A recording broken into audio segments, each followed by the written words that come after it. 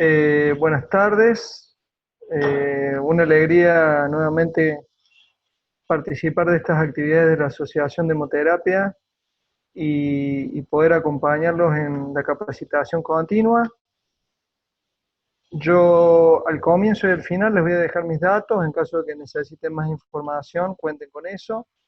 Y bueno, vamos a ir sin más, voy a empezar la presentación.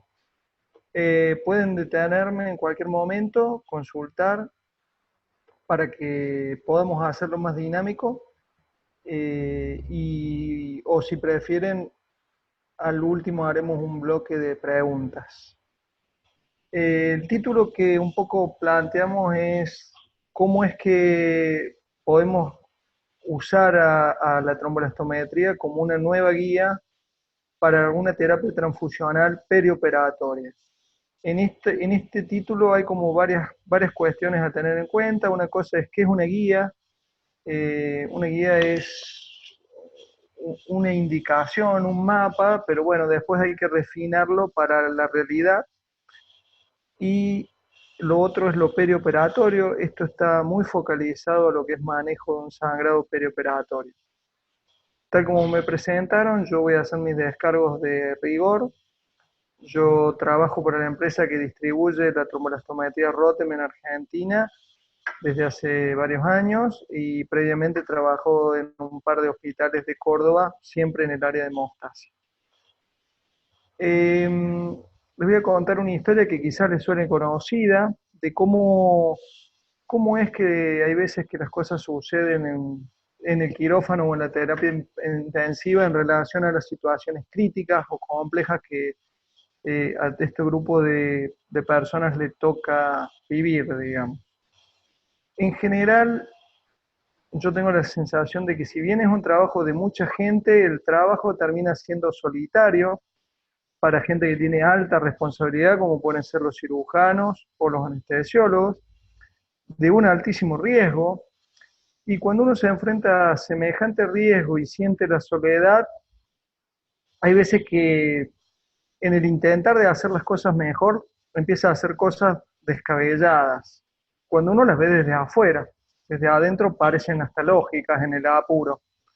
Eh, y cuando uno después reflexiona o cuando y la persona reflexiona y dice, bueno, no, capaz que el problema es que lo hice solo y lo que yo tenía que hacer era trabajar en equipo, que para eso siempre mencionamos que hay que trabajar en equipo. Entonces empezamos a armar un equipo y creemos que armar equipo es trabajar racionalmente y por el beneficio del paciente y de todo el resultado del equipo que trabaja.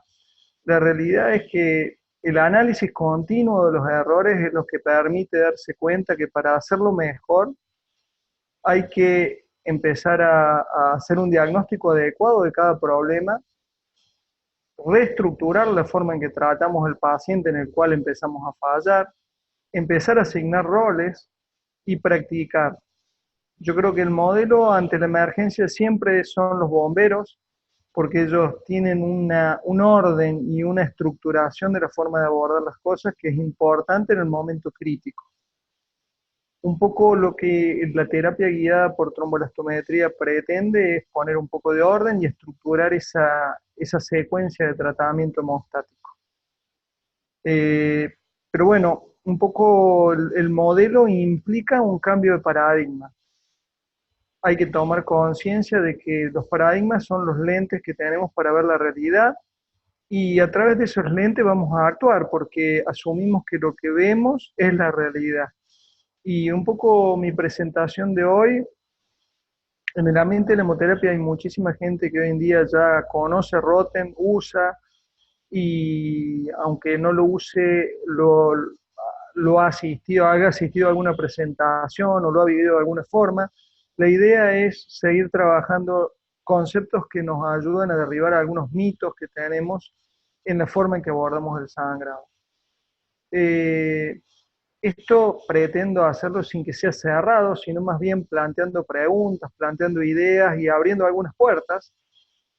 No pretende ser una charla concluyente en la cual haya una sola verdad, sino simplemente empezar a plantear la posibilidad de revisar situaciones. Tenemos una idea principal, sobre todo la tiene el equipo médico que está frente al paciente en el quirófano, y es que la sangre que cae a los pies del paciente es sangre entera, y que como lo que cayó es sangre entera, el paciente necesita una reposición de sangre entera. Este trabajo, que ya tiene sus años, del año 96, es un estudio realizado en los países nórdicos, en porcinos, en cerdos, a los que se fue retirando sangre y reponiendo solo con glóbulos rojos y fisiológica. Entonces lo que se logró es una hemodilución normovolémica progresiva, y se puede ver en el eje de las X que a medida que el volumen es intercambiado, es decir, el paciente empieza a perder más sangre, el fibrinógeno baja de una manera lineal y continua, mientras que las plaquetas a un cierto punto empiezan a adquirir una meseta, un nadir, y esto es provocado por la movilización periférica de plaquetas y del vaso y de la periferia que empiezan a entrar en circulación. Con lo cual, eh, esto daría la idea de que un paciente que sangra de manera continua y profusa no necesariamente pierde en igual proporción el fibrinógeno que las plaquetas. Otro trabajo también que tiene sus años, de la misma zona, de los países nórdicos, lo que hizo fue estudiar pacientes que iban a cirugías y que habían necesitado recibir transfusiones masivas, digamos, y observando el previo y el post en relación a cuánto habían bajado y a qué volemia habían perdido, lo que se puede observar es que para llegar a un valor crítico de 50.000 plaquetas, el paciente debía perder cerca de 2 volemias, mientras que para llegar al histórico valor crítico del fibrinógeno de 100 miligramos de cilitro, debía perder 1,4 volemias. Hoy en día el valor crítico del fibrinógeno para un paciente que sangra ya no es 100, hay grupos que plantean 250, y hasta el grupo más conservador admite que 150 o 200 es necesario para enfrentar el sangrado. Esto vuelve a plantear el hecho de que primero baja el fibrinógeno, después bajan los factores vitamino K dependientes, y por último bajan las plaquetas. Con lo cual, en un principio, la idea de poder aportar sangre entera, porque yo necesito reponer todos los elementos que estoy perdiendo en cantidad equivalente a lo que están en la sangre, no parece tan lógico. Otra idea respecto del sangrado es que una cosa es el sangrado que se genera en lo perioperatorio, y otra es el sangrado en situaciones fuera de lo operatorio. Hay que saber que la predicción de si un paciente va a sangrar o no es sumamente difícil. Acá vemos algunos de los factores que afectan a la hemostasia como condición crónica de un paciente que ingresa a una cirugía y como condición aguda. Con lo cual, pretender que un análisis de laboratorio prediga sangrado con todas las otras variables que hay en juego parece bastante difícil. Lo que sí hay un acuerdo es que en un paciente que tiene un sangrado agudo, lo que se hace en la primera hora es vital para su evolución en los días posteriores. Entonces, ya no es solo la sobrevida, sino cómo va a ser esa evolución en los días posteriores. Y en lo primero que nos sucedió fue que nos planteamos de que había que detener el sangrado, es decir, una intervención quirúrgica adecuada. Ahí es donde surge todo el modelo del control de daño quirúrgico. Y mientras más rápido fuera ese control de daño, mejor podía ser la evolución.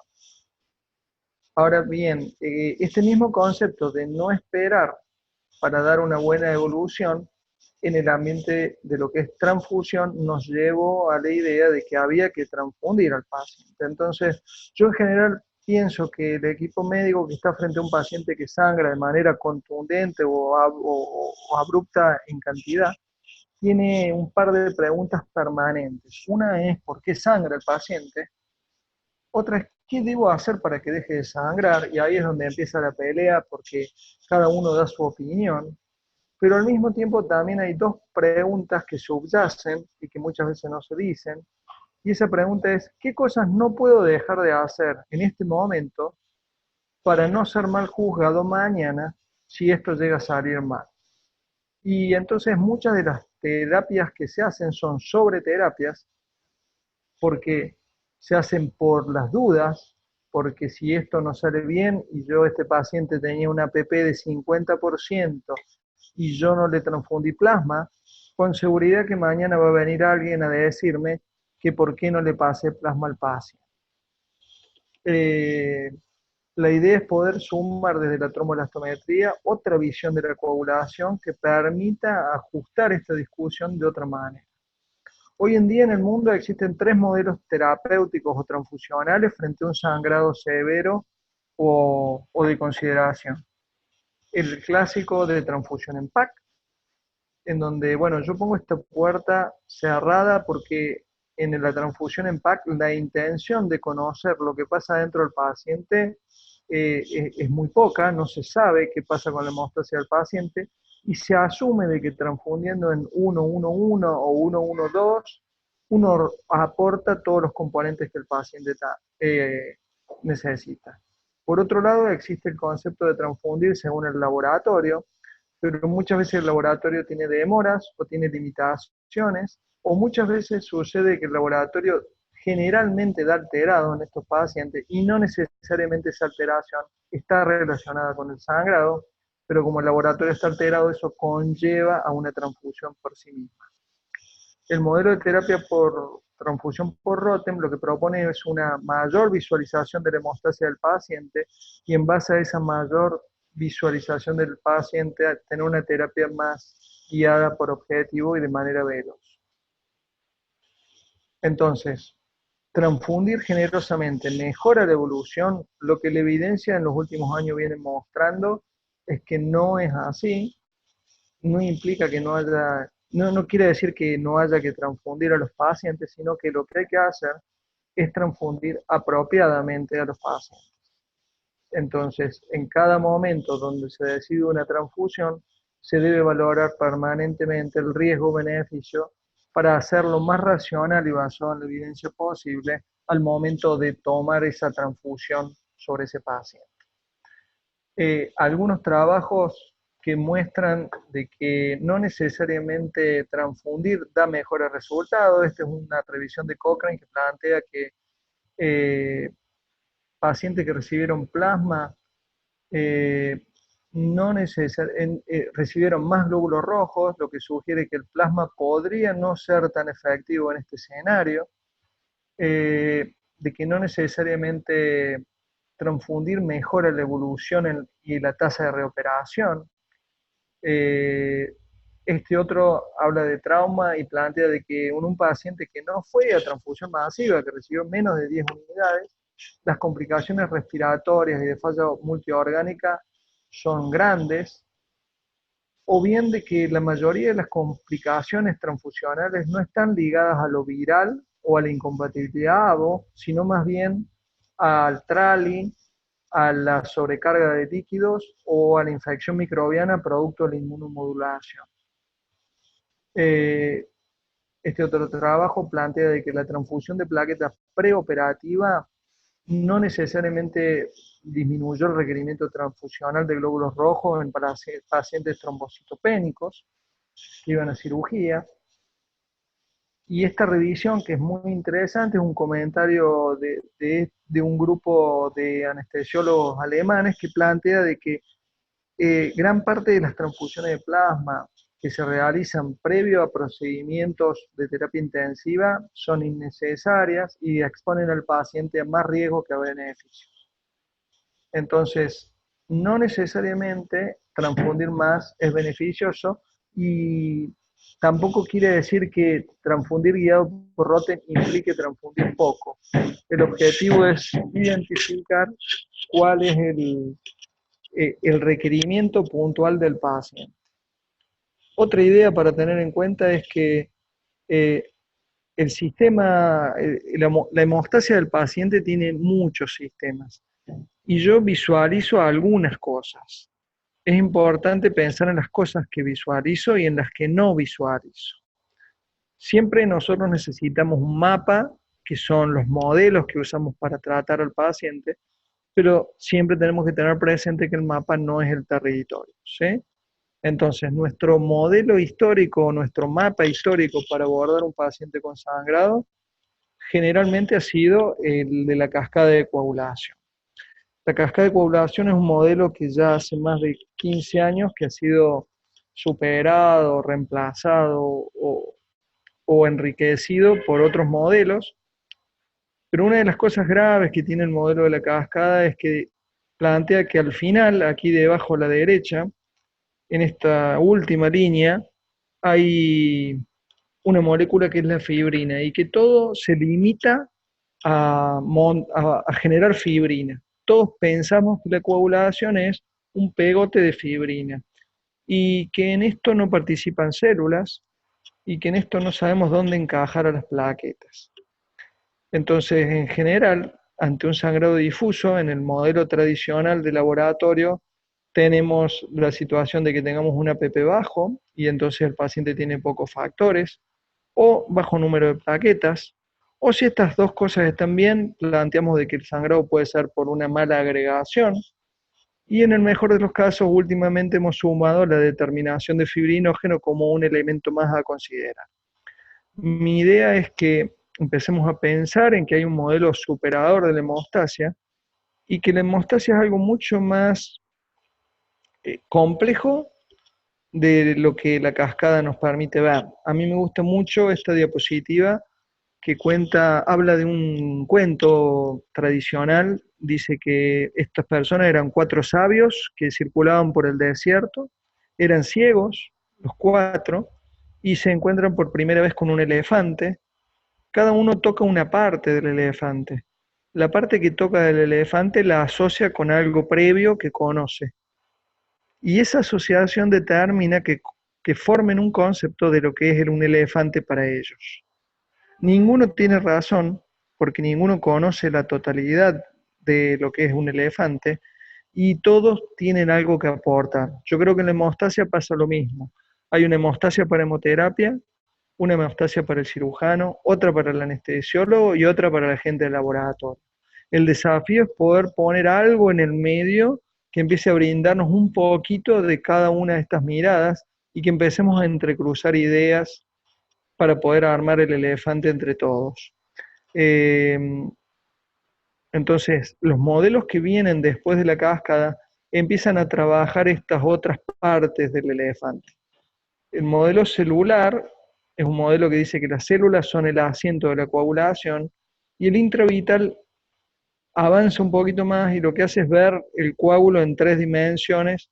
Esto es, por ejemplo, una arteriola de una rata, de una pleura de rata, en la que se marcan plaquetas en rojo, factor tisular en verde, y fibrina, el anticuerpo contra fibrina en azul. Entonces, el flujo va de derecha a izquierda y uno puede ver como a medida que pasa el tiempo, el coágulo se va armando y vamos obteniendo interacción entre todas esas cosas. Pueden ver que la fibrina se estabiliza aquí abajo en la línea de conexión entre el coágulo y la herida. Hay esto rosa, son plaquetas entrecruzadas por fibrina.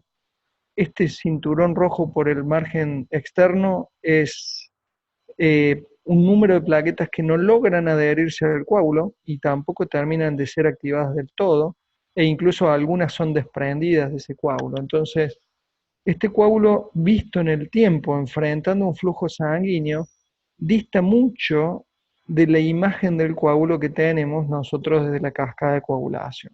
Acá suceden varias cosas en simultáneo, pero uno de los actores principales es el factor tisular, la generación de trombina y cómo la trombina interactúa con las plaquetas.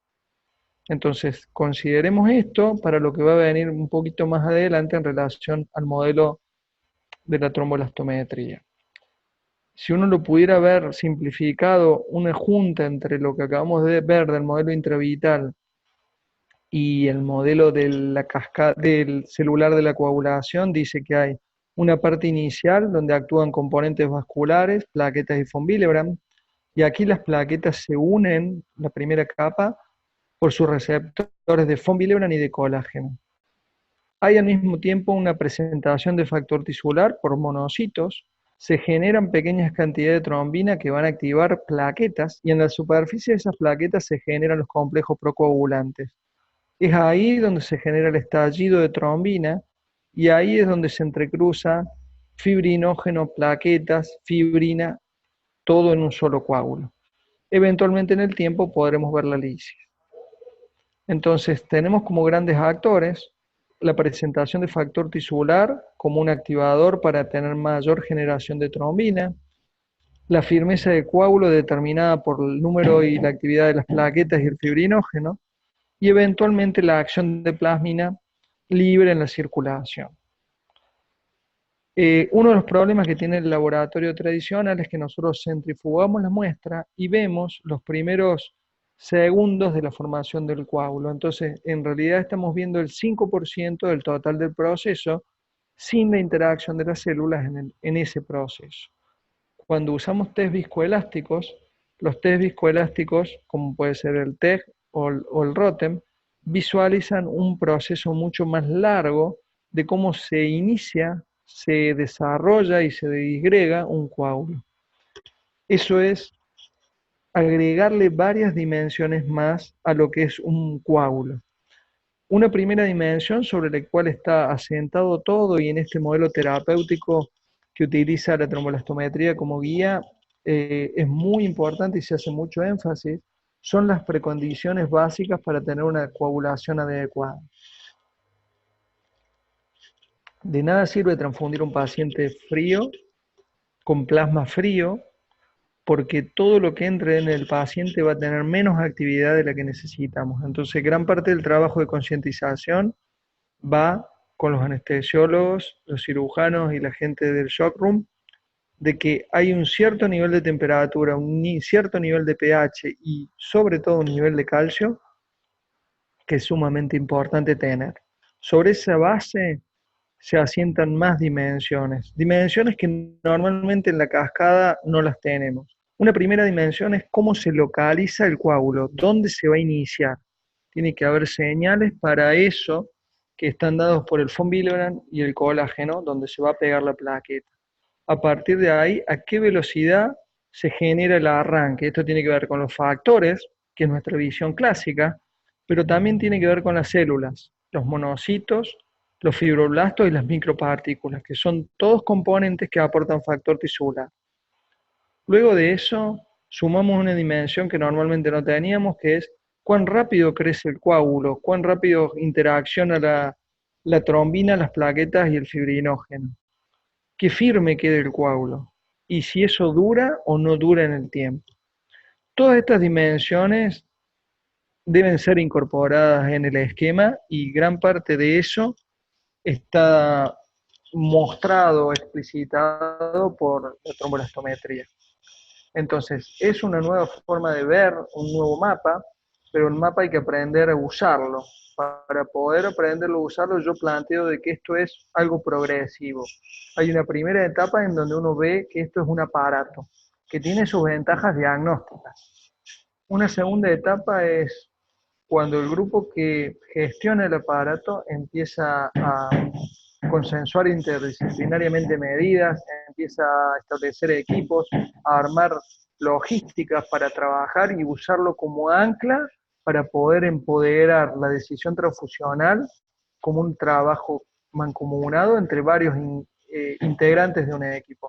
Ya no solo es el anestesiólogo estar frente al paciente el que toma la decisión, sino que previamente se estableció un esquema de cómo íbamos a abordar los pacientes de acuerdo a esta información. Y el tercer escalón, al cual todavía son pocas las instituciones en Argentina a las que han llegado, pero hay varias en las que están trabajando, es integrar a la terapia guiada por test viscoelásticos a un esquema más rico que es el denominado Patient Blood Management. Esto es algo que a nivel mundial va creciendo en varios lugares porque la escasez de la sangre es cada vez mayor y al mismo tiempo hay mayor conciencia de que el impacto de una mala transfusión, que una mala transfusión o una transfusión inadecuada, puede generar en la evolución del paciente. Entonces consiste en tratar la anemia, mejorar la hemostasia y tener un adecuado manejo transfusional pre, intra y postoperatorio. 2013, este video está en YouTube de la Autoridad Nacional de Sangre de Australia. Ellos ya planteaban en el 2013 un programa de Patient Blood Management a nivel nacional que está en desarrollo y en crecimiento y cada vez ofrece más evidencia.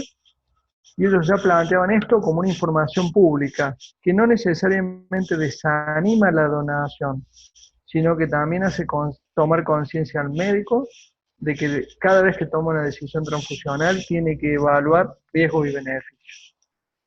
En el año 2017, la Asociación de Anestesia de aquí de Argentina, en el Congreso, presentó en cada charla de sangrado crítico este afiche que estaba en la entrada de las charlas, que tenía dos cambios paradigmáticos importantes. Uno es que cuando un paciente tiene un sangrado crítico, hay tres componentes que se manejan de manera independiente, con objetivos particulares y terapias individuales. Uno es la hemodinamia, la otra es la entrega de oxígeno y el otro es la coagulación o la hemostasia.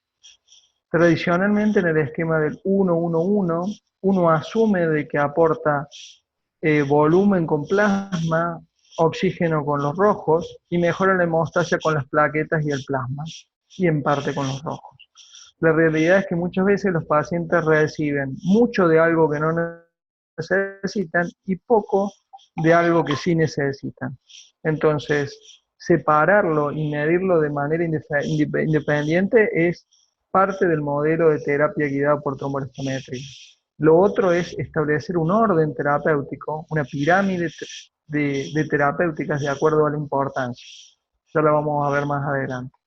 Esto es algo que desde el año 2016 la Asociación de Anestesia viene trabajando fuerte. Hay organizaciones en algunos hospitales más alineadas que otras, pero un poco la tendencia es esta. Nosotros como empresa tenemos una plataforma educativa gratuita que tiene un curso para poder aprender un poco más respecto de cómo es la terapia guiada por tromboelastometría. Este es un libro muy interesante que les puedo recomendar, no es caro, es un libro online, se puede comprar y ver en la computadora, salió el año pasado, es un libro español que contiene un poco la visión europea de la medicina transfusional en el objetivo del Patient Blood Management, de la gestión de la sangre del paciente. Mucho de lo que es terapia transfusional guiada por tromboelastometría está enmarcado y muchas veces sirve como ancla central dentro del quirófano o dentro de la terapia para esto que se llama Patient Blood Management. Bueno, vamos a otra idea, ¿qué es la tromboelastometría? Yo trato de hablar poco de esto porque la verdad que siento que en los últimos años ya he cansado a mucha gente, pero lo vamos a tratar de hacer breve. Los aparatos tienen básicamente una copita donde se coloca sangre entera, citratada, se le agregan reactivos y esa sangre con reactivos empieza a armar un coágulo que empieza a detener el movimiento del eje central.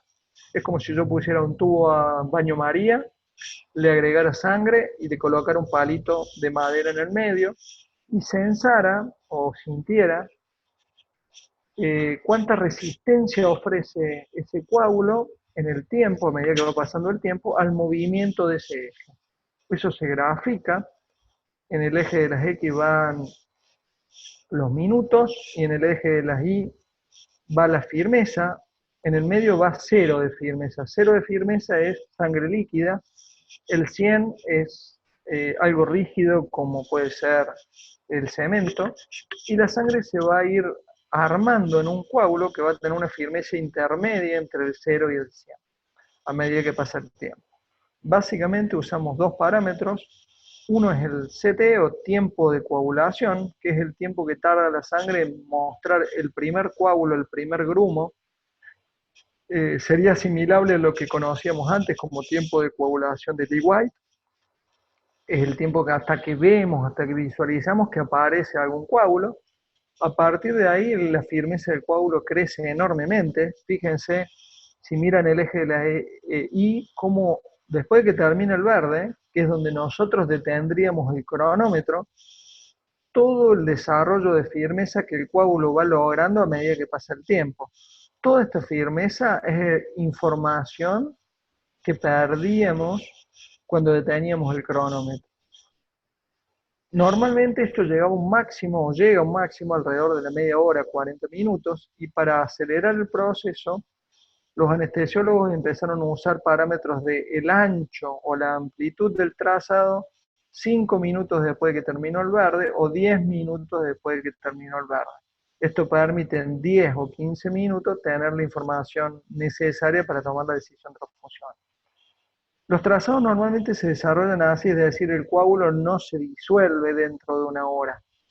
Si se llegan a disolver, aparece un trazado patológico, que es producto de la plasmina comiendo el coágulo, disolviéndolo, y entonces dejo de tener resistencia al movimiento del eje y el trazado vuelve hacia un valor próximo a cero.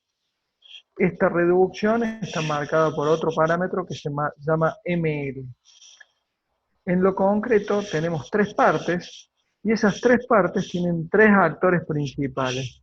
La parte inicial me habla de la velocidad de arranque y de cómo se genera trombina en ese inicial, en donde influyen los factores, los anticoagulantes o cuánto factor tisular tiene la sangre del paciente, esto es, monocitos, micropartículas. A su vez, en la parte central tenemos firmeza del coágulo.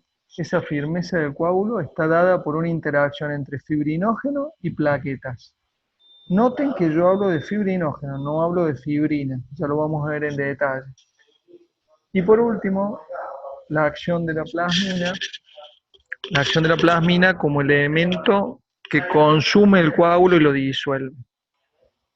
Entonces tengo velocidad de inicio, fuerza y disolución. A eso los grupos alemanes le agregaron reactivos para darle velocidad. Una primera función fue el agregarle reactivo de protrombina o reactivo de KPTT. El reactivo de protrombina en ese inicio verde va a estar influenciado por el déficit de factores vitamina K dependientes y el INTEM en ese inicio verde va a estar influido básicamente por la influencia de la heparina o el factor 8. En cuanto a firmeza, la firmeza va a estar dada por fibrinógeno y plaquetas.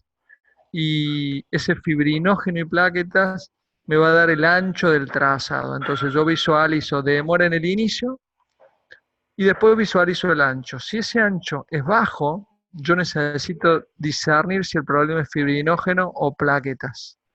Eso lo logro con un reactivo que se llama FibTem, que inhibe la plaqueta y me permite ver solo el fibrinógeno. Entonces, combinando los dos tests, yo puedo ver que tengo una firmeza baja en fibrinógeno, firmeza baja en extem, que me habla de la interacción de ambos, fibrinógeno y plaqueta, y mirando el FibTem yo puedo ver que si tengo una línea plana, muy reducida o casi inexistente de fibrinógeno, el problema es el fibrinógeno, y como tengo acá a la izquierda, si el fibrinógeno está bien, el problema son las plaquetas.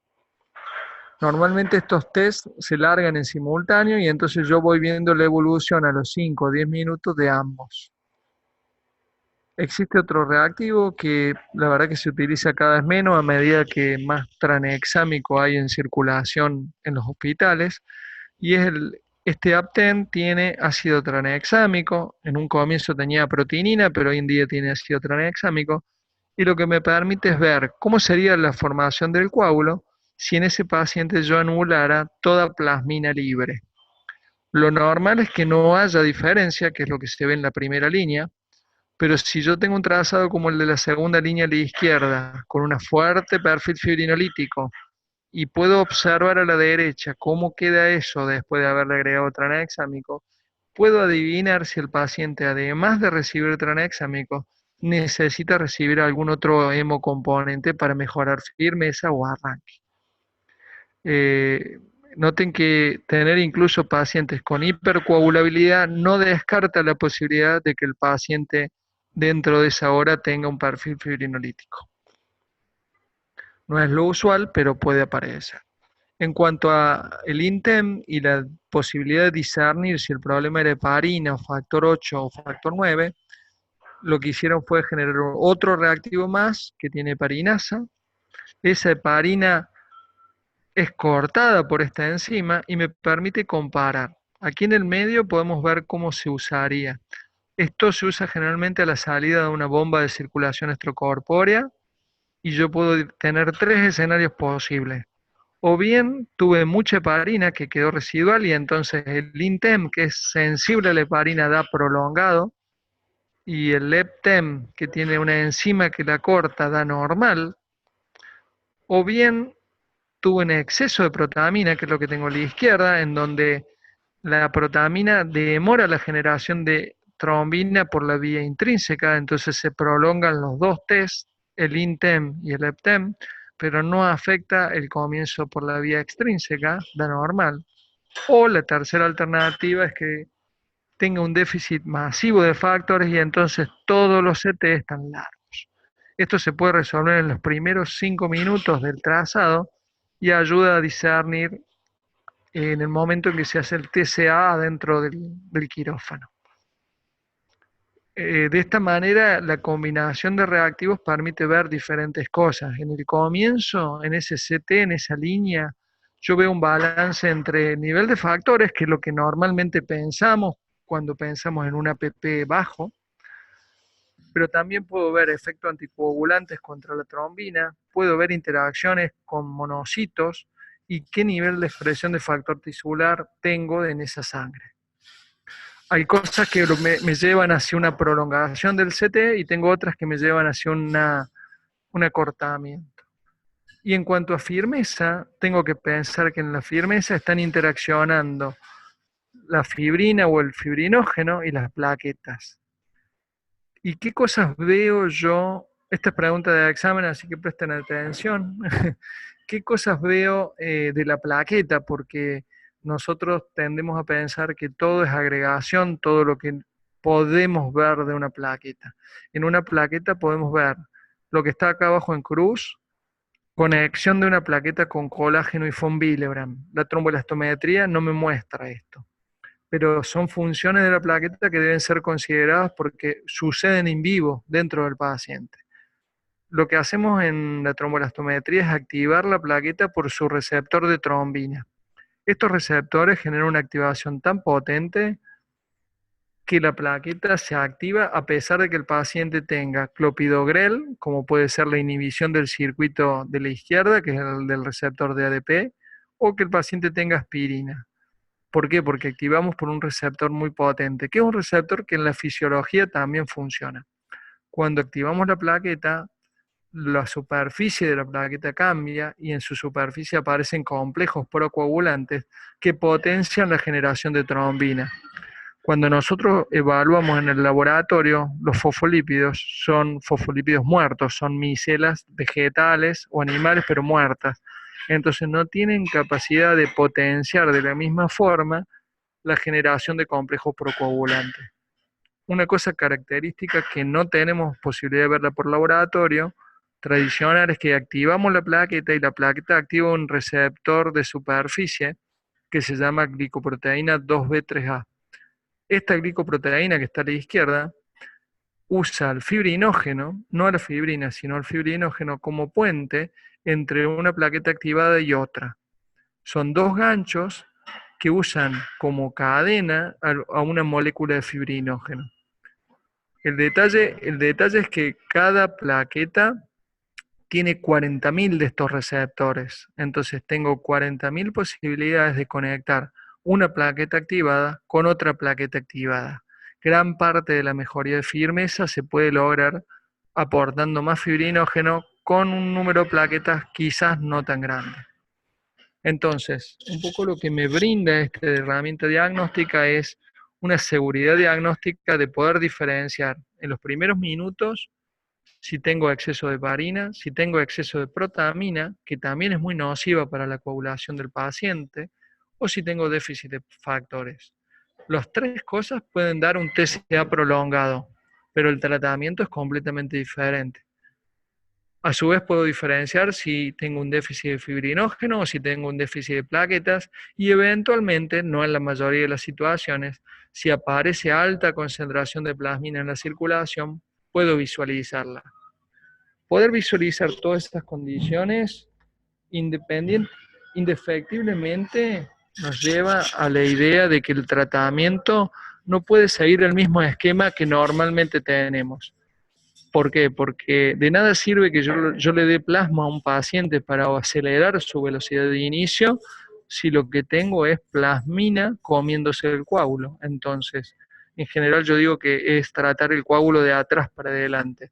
Primero estabilizarlo, deteniendo la acción de la plasmina, sea en la herida o en toda la circulación.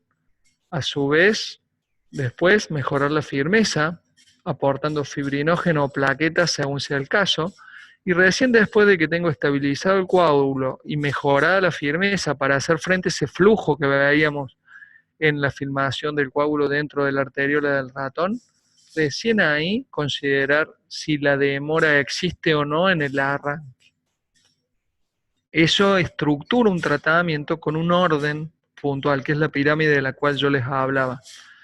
Esta pirámide tiene, esta es la primera referencia que yo encuentro del año 2006, pero plantea un primer escalón que es lo mecánico, quirúrgico, local, como elemento importante para la hemostasia. Lo segundo, las precondiciones básicas para la coagulación. Tercero, conocer si el paciente está recibiendo algún tipo de droga. No implica que ese sea el mecanismo de sangrado, pero sí conocerlo. Y a partir de ahí empezar a considerar, en primer lugar, el rol que puede estar ocupando la hiperfibrinolisis. A continuación, el rol importante que puede ocupar el fibrinógeno como elemento de mejora en la firmeza. Y recién después considerar el arranque o el inicio en cuanto al aporte de factores. Recién después de que todo eso es normal, empieza la consideración en este esquema terapéutico de transfundir plaquetas. Entonces, ¿en qué casos se usa esta trombolastometría, esta tecnología? Los escenarios más validados son cirugía cardiovascular, compleja, trasplante o cirugías hepáticas. Ahí brinda un aporte que pocas cosas pueden mejorarlo. Trauma callejero o hemorragia posparto. Pero también en nuestra realidad hay dos escenarios más que son muy importantes. Una es todo sangrado inesperado que se genera en el quirófano. ¿Por qué? Porque muchas veces yo me puedo encontrar que tengo un trazado normal, a pesar de que el paciente ha perdido parte de su volemia, podemos decir un 50%, un 40%, pero no necesariamente ha dañado esto a su hemostasia a un nivel significativo. Entonces, independiza el aporte de glóbulos rojos de lo que es la mejoría en la hemostasia, de lo que es el manejo hemodinámico. Y el otro target son pacientes que sin estar con sangrado activo, estando en terapia intensiva, tienen que ir a un procedimiento invasivo, como puede ser una traqueostomía, la colocación de una vía, un drenaje, y por los laboratorios tradicionales y por el concepto de que los valores de laboratorio tienen valor predictivo de sangrado y que el paciente tiene altas posibilidades de sangrado, se le pasan transfusiones profilácticas, ¿sí? Entonces, un poco el esquema a cambiar en la cabeza es empezar a plantearse preguntas de por qué no sangra y qué cosas no hay que arreglar porque esas no son causa del sangrado, ¿sí? Esto es diferente a lo tradicional y implica empezar a ubicar un valor diferente del diagnóstico, que es el valor predictivo negativo. En hemostasia en general, en la diagnóstica estamos acostumbrados a la idea de que si un test da alterado, tenemos un valor predictivo positivo. Si la glucosa está alta, el paciente tiene altas probabilidades de ser diabético. Si la TSH está alta, tenemos altas posibilidades de que el paciente sea hipotiroideo. En el caso del laboratorio asumimos lo mismo y decimos si el APP es bajo, tenemos alta posibilidad de que el paciente sangre. Y la realidad es que el sangrado es multifactorial y muchas veces no vemos todas esas causas. Pero sí podemos decir que cuando el laboratorio está por arriba de un cierto valor, eso es suficiente como para que ese elemento no sea asociable al sangrado. Entonces, los algoritmos, que es la forma en que se estructura el tratamiento guiado por tromboelastometría, tienen el esquema de tratamiento de atrás para adelante, empezando por la fibrinolisis, las drogas y después la firmeza y después el inicio. Y en general lo que van haciendo es esta serie de no. Tengo esta condición, si la tengo trato, si no voy a la condición siguiente. Y así sucesivamente. Entonces estos no lo que quieren decir son descartes. Yo voy descartando condiciones. Si yo acá pregunto, ¿tengo exceso de parina? Si digo que no, descarte, es decir, me quité del medio la idea de que ese paciente pudiera estar sangrando por una cuestión de exceso de parina. Acá planteo una firmeza. ¿El paciente tiene menos de una cierta firmeza? Si el paciente tiene más de esa firmeza, empiezo a asumir que no es un problema de firmeza lo que está asociado al sangrado. Hay algoritmos para cada escenario crítico y una cosa importante es que esos valores de los algoritmos no están definidos con los valores de referencia de la población normal, donantes sanos. Es decir, no usamos el 70% de la protrombina o del APP como valor de definición, sino que lo que se hace es primero un estudio observacional y después un estudio prospectivo, donde se busca el mejor punto de la curva ROC que da máxima sensibilidad y especificidad para ahí poder tener ese valor de corte. Lo que se busca entonces es tener algún grado de predicción, pero hay veces que no se puede. Este valor predictivo positivo que nos gusta tanto, para cirugías complejas como las cirugías hepáticas o el trasplante o el cardiovascular, no parece ser posible. Vean esto que está acá. Este trabajo está hecho en cardiovascular y dice que el valor predictivo negativo, ¿sí?, es del 100%, es decir, cuando los valores están por arriba de un cierto nivel, yo puedo decir que no va a sangrar a raíz del laboratorio, pero es predictivo positivo, perdón porque acá está el rojo, está mal la letra, pero este 14,8 es el valor predictivo positivo, es decir, teniendo un laboratorio por debajo de un cierto valor, solamente un 15% de los pacientes van a tener un drenaje fluido por arriba de 200 mililitros hora. Este otro trabajo plantea lo mismo en cardiovascular. Muy bajo valor predictivo negativo y positivo y muy alto negativo. Esto es en hepático, lo vamos a ver un poquito más en detalle, pero miren acá la protrombina, que es algo que conocemos. El valor óptimo de corte es 29%. Esto es, le hago un laboratorio previo al trasplante y predigo si va a sangrar o no la cirugía. El valor predictivo positivo es del 24%. ¿Qué quiere decir? Si tiene menos de este valor, pongamos que tenga 25% de APP, 1 de cada 4 va a sangrar. 1 de cada 4. Ahora, si yo tengo 35% de APP, 1 de cada 10 o 9 de cada 10 no va a sangrar a causa de esa protrombina. Lo mismo pasa con el ROTEM, entonces es importante también empezar a plantearse que los test de laboratorio no necesariamente tienen valor predictivo positivo para situaciones complejas, porque hay muchas variables que también están entrando en juego. En algunos otros casos parece ser más posible, porque quizás son escenarios más fuertemente o más simples en cuanto al trauma. El trauma es uno en donde tener poco fibrinógeno, tener FibTem bajo, se asocia a una alta posibilidad de transfusión masiva.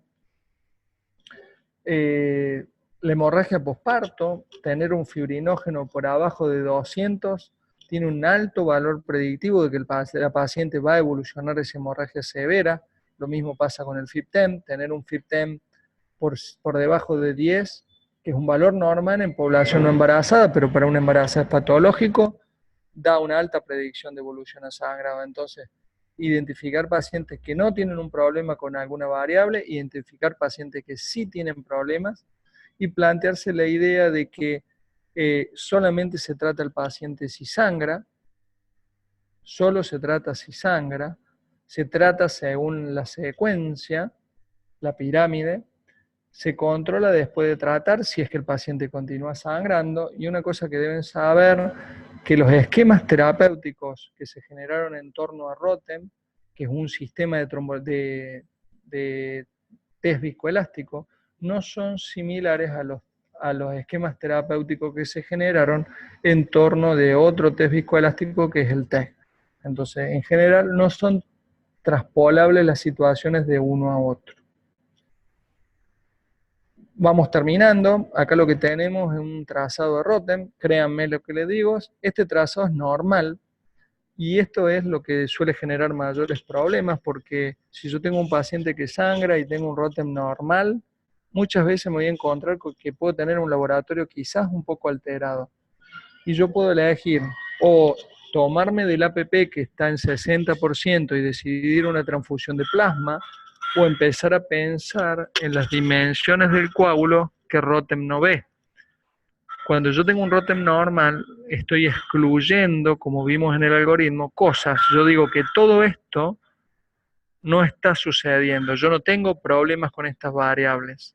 Y entonces uso el valor predictivo negativo. Digo, esto no es causa de sangrado. La causa del sangrado debería ser alguna de las cosas que Rotem no ve.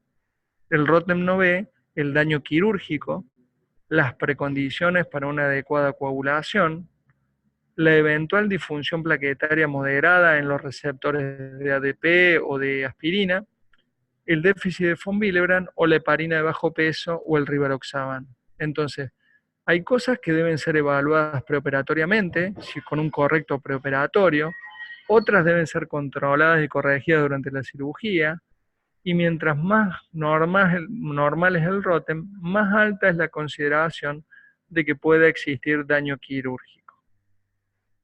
¿Cuán importante es tener un paciente con condiciones adecuadas de pH y temperatura? Esta es una generación de trombina normal. Esta que tenemos en violeta es una generación de trombina en baja temperatura. Cuando el paciente está frío, demora más tiempo. Piensen este tiempo como si en esta fuera la herida y acá hubiera flujo sanguíneo. Mientras más demora en arrancar, más lava la herida el flujo sanguíneo. Si a eso le agrego la acidosis, que me disminuye la cantidad de trombina, la combinatoria de eso es que tengo menos cantidad de trombina y más lenta la generación. Entonces, muchas veces el paciente sangra cuando está frío y acidótico, no porque no tenga factores, sino porque los que tiene, los tiene dañados por las condiciones ambientales de la homeostasis del paciente. La agregación plaquetaria es posible medirla con un módulo particular que tiene el Rotem ahí agregada.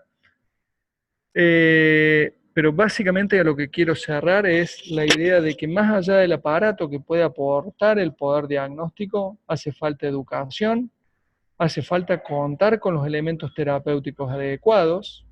De nada sirve de que yo sepa que tengo que aportarle fibrinógeno al paciente si yo no tengo crioprecipitados en el servicio. Mucho trabajo interdisciplinario, mucho consenso y mucha gestión. Entonces, para poder obtener un resultado más allá del diagnóstico, yo tengo que contar con los algoritmos, tienen que estar consensuados, pero sobre todo tiene que haber muy buena comunicación entre el equipo de hemoterapia y el equipo de quirófano de terapia intensiva.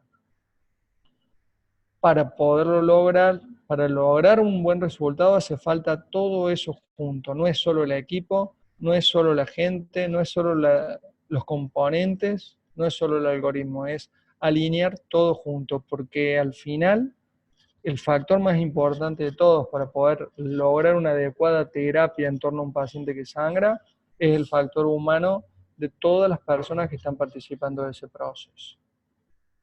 Bueno, creo que ahí terminaría mi charla.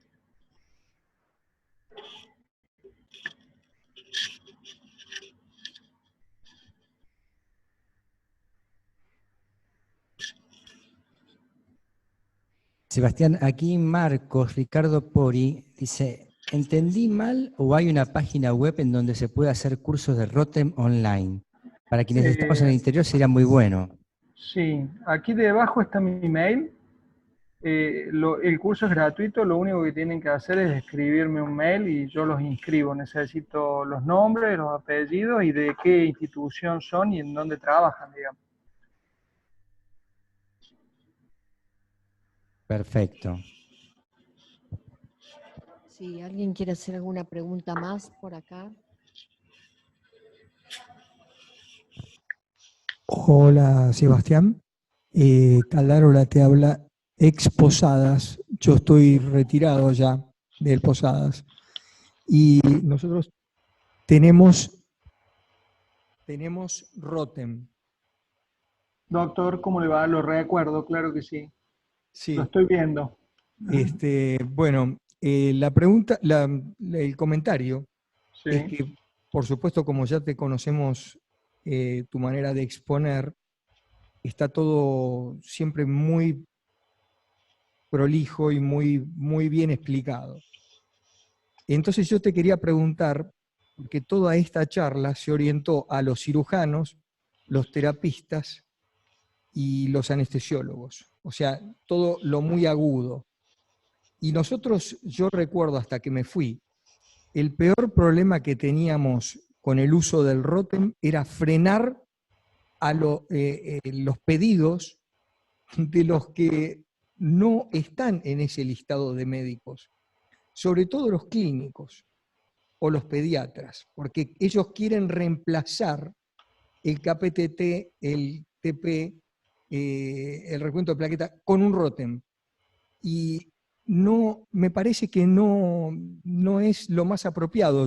Entonces la pregunta mía que yo te hago ahora, después se la transmito a la gente de allá, es que si hay alguna línea argumental que vos me puedas facilitar, aunque sea un trabajo o alguna cosa, y que puede no ser ahora mismo, puede ser después, por correo o de cualquier manera, para eh, des- desarmar esa presión de algunos clínicos que quieren saber rápido cómo está el paciente, cuando en realidad nosotros, después de haber probado de distintas maneras, eh, no, vemos que no les podemos afirmar nada sobre esto. ¿Está? ¿Se Bien, entendió? sí, bien. Una de las primeras cosas sería plantear de que ningún test, ni el laboratorio, ni el ROTEM, pueden tener valor predictivo positivo respecto de si un paciente va a sangrar. Porque todo el equipo médico siempre, de manera permanente, está tras el santo grial de algo o alguien que les diga si un paciente va a sangrar o no frente a un procedimiento. Es muy difícil porque intervienen muchas variables y muchas veces el procedimiento está realizado por personas, entonces depende mucho quién lo hace, cómo lo hace, con qué instrumentos. Eso por un lado. Por otro lado, Rotem no puede ser reemplazo de la falta de coordinación logística de una institución. En muchas instituciones nos pasa de que como no le hicieron el prequirúrgico el día anterior, a la mañana al paciente le quieren hacer un ROTEM para poder tener una información y entrar al quirófano. Eso es un uso inadecuado porque en realidad eso es intentar reemplazar la gestión previa con un análisis y no es así. Eh, Otra situación es situaciones en las que no se va a tomar una decisión terapéutica. Esto está ligado netamente a decisiones transfusionales, ¿sí? Si yo al paciente no lo voy a transfundir porque no tiene un sangrado activo, porque no tiene una descompensación asociada a un sangrado, muchas veces resulta innecesario.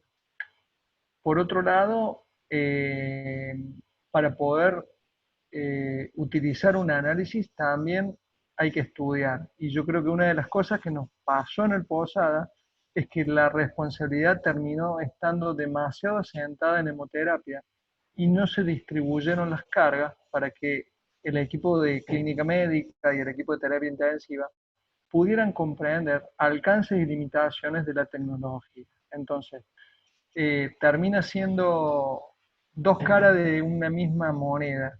La jerarquización de la gestión de hemoterapia en cuanto a la transfusión y al mismo tiempo el aislamiento como un lugar donde yo puedo obtener todas las soluciones a todos mis problemas del sangrado.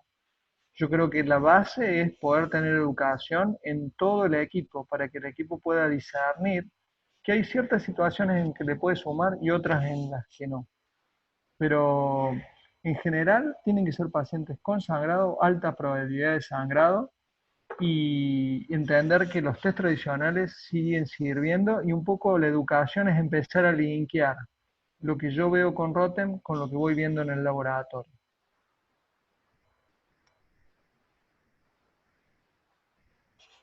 Perfecto. María Lidia, desde Asunción, Paraguay. Sí, ¿Podrías referirte al BPN de las pruebas globales o volver a mostrar la referencia bibliográfica, por favor? el PPM, el PBM, el Patient Blood Management, ¿será eso? Vamos a ver. No sé por qué está con B corta. Po- Con Al N. valor predictivo, es el valor predictivo, negativo y Ah, bien. positivo. Bien. Vamos a volver a esta, que era la de hepático, ¿sí? Eh, Esto es algo que en general yo lo uso para mostrar cómo es que también vamos distorsionando nuestra idea. Hay como una idea de que una protrombina por debajo del 70% o próxima 50% predispone al paciente al sangrado. Pero cuando yo no sumo las variables como el fibrinógeno, la interacción con las plaquetas que tengo y otras dimensiones más, asiento demasiado valor a un solo test. ¿Sí? Lo mismo pasa con el ROTEM, no se puede usar un solo parámetro como idea de lo que está pasando en el coágulo. Entonces, el valor predictivo positivo es creer que porque yo tengo un valor alterado, todo es atribuible a que va a sangrar por eso. Entonces, en este caso, la protrombina tiene un valor de corte de 29% de APP. El valor predictivo positivo es del 24%. Esto es, quiere decir que yo, si en un basal de una cirugía de trasplante hepático mi paciente tiene por debajo de este valor de corte que fue obtenido por una curva ROC, no está obtenido por un valor de referencia de población normal. Esto es un estudio observacional a partir del cual se sacan los valores de corte. Entonces, si yo tengo 20% de APP, tengo una probabilidad de 1 en 4 que ese paciente sangre. No necesariamente va a sangrar, 1 de 4. Ahora, si yo tengo un valor por arriba de esto, de este 29, que puede ser 35, mi probabilidad de que no sangre es de 9 a 1. 9 no sangran y 1 sangra.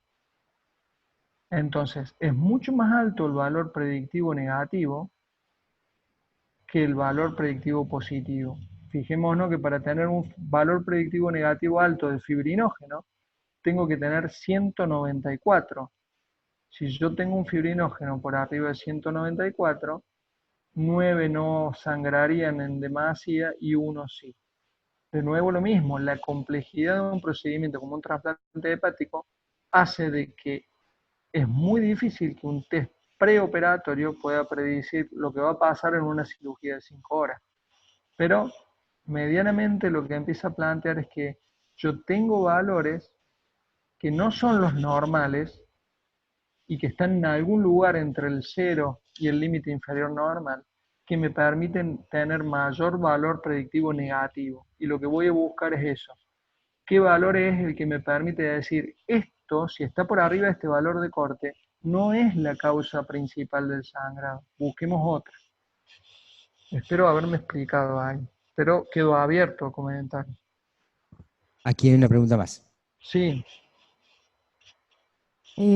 Sebastián, te felicito. La verdad que yo soy Soledad Mainz y te felicito por la exposición, muy buena. Mi pregunta es con respecto a los equipos que venimos trabajando en la institución. Tenemos el convencional, que es el que explicaste, pero tenemos otro que es automatizado y que tiene el reactivo para la funcionabilidad de las plaquetas. No sé si podés decirnos ¿Sí? ¿Cómo no? breve la utilización y la práctica, más que nada, de ese reactivo, que es muy Listo. bueno, nos da una No, noción sobre la plaqueta y la función, por sobre sí, todo. sí.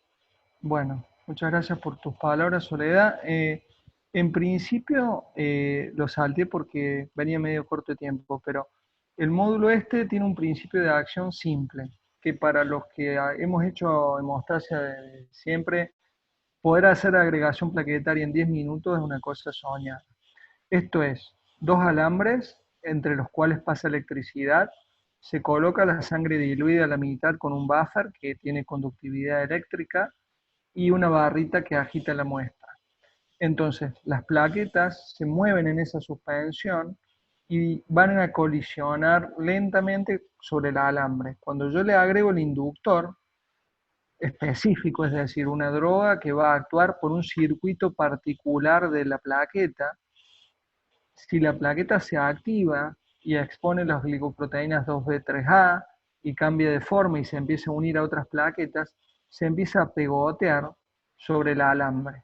En esta reacción no se genera trombina, sino lo que yo hago es activar puramente la plaqueta por un receptor particular.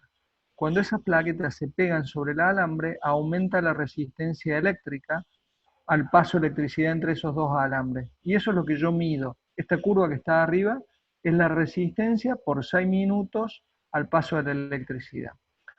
¿En dónde lo uso? En general se puede usar con pacientes antiagregados cuando uno tiene temor de que el paciente vaya a una cirugía antiagregado y consideramos la idea de que el clopidogrel, por ejemplo, una de cada 3 personas no responde adecuadamente y entonces de tener una cirugía pensando en que uno de cada 3 pacientes en los que pospuse la cirugía por 3 días o 4, innecesariamente la pospuse y tengo que hacerme cargo de la internación y de los días de cama de internación versus el riesgo de que transfundirle plaquetas a un paciente que no lo necesita, ayuda a discernir ese escenario.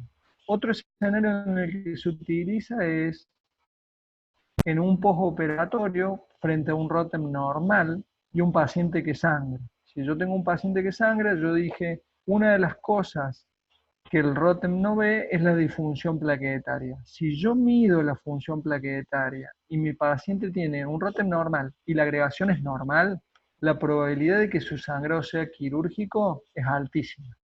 Entonces no demoro una reintervención o una exploración toda una noche transfundiéndolo al paciente innecesariamente. En general, esos son los usos más frecuentes, Soledad. Aquí tenemos una pregunta de Santiago Bugen. En la experiencia que tienen en Argentina, ¿quiénes son los que leen e interpretan el ROTEM en los servicios de emergencias? Ante, por ejemplo, un traumatizado grave, los emergentólogos, los bioquímicos, los hematólogos, los técnicos en hemoterapia. Muy bien. Muy buena pregunta de Santiago. El área de trauma en Argentina, para esta forma de trabajar, que no necesariamente es solo el ROTEM, sino que hablo de una forma estructurada, ordenada, prolija, estandarizada, que no tenga variabilidad de un día a otro, es un problema en toda Argentina, porque los, el trauma callejero va a los hospitales públicos y en general nos encontramos con gente que hace guardia un día a la semana en el shock room y entonces es complejo coordinar que todos los días actúe de la misma forma. Entonces, en nuestra experiencia, nos pasa en algunos hospitales que en general termina siendo algo entre medio entre hemoterapia y el personal de la guardia. Y depende mucho del día. Los bioquímicos en general no participan mucho porque no están muy acostumbrados a la decisión transfuncional y no les corresponde. Pero básicamente Depende de los hospitales. En algunos casos es gente del shock room cuando anestesia no se hace cargo. Hay veces que es anestesia cuando el paciente tiene en el hospital más intervención en este cambio anestesia que la gente del shock room, pero cuesta muchísimo la articulación y nos pasa de que es por días. En una semana, por ahí la guardia del martes y la guardia del jueves funcionan un poco más armónicamente y hay días en que no hay forma. Porque como les dije, es gente y no estamos acostumbrados a la cultura del consenso y de definir una forma estandarizada de trabajar y allanarnos a eso. Cada uno cree que tiene la verdad, entonces cuesta mucho consensuar y el tiempo es poco, la gente trabaja en muchos lugares, entonces son muchas variables que van más allá del ROTEM, pero en general depende de la institución, porque así es como también es el manejo del sangrado diario en cada institución. Bueno, muy buena la exposición, nos quedamos muy conformes. Muchísimas gracias, muy No, amable. el agradecido soy yo, ¿eh?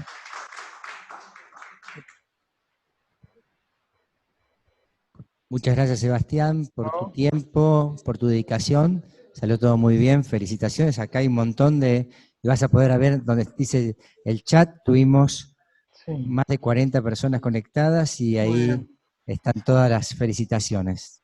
Bueno, Nos vemos, si Dios quiere, en próximas oportunidades.